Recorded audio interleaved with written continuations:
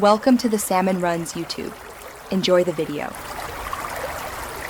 You start by making sure Outlook is open and updated. This avoids missing QR features. Once done, find the email that contains the QR image or attachment. Sometimes it's inline, sometimes as a file. You should also have your phone unlocked with the camera or QR scanner app ready.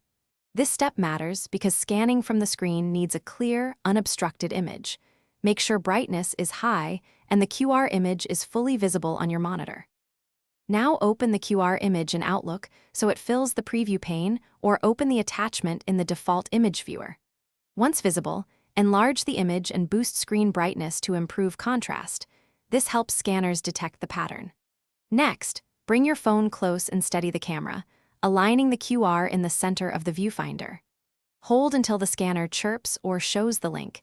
If your phone suggests opening a URL or action, review it before tapping. After scanning, your phone will propose an action such as opening a URL or adding contact details. You should confirm the destination and only proceed if it looks legitimate. If the scan doesn't work, try saving the image from Outlook and open it in your phone's Photos app, or take a screenshot and scan that instead. Sometimes image preview compression breaks detection.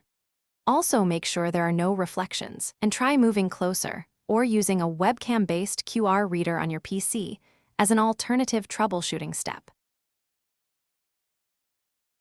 Thanks for watching. Consider subscribing if we helped you.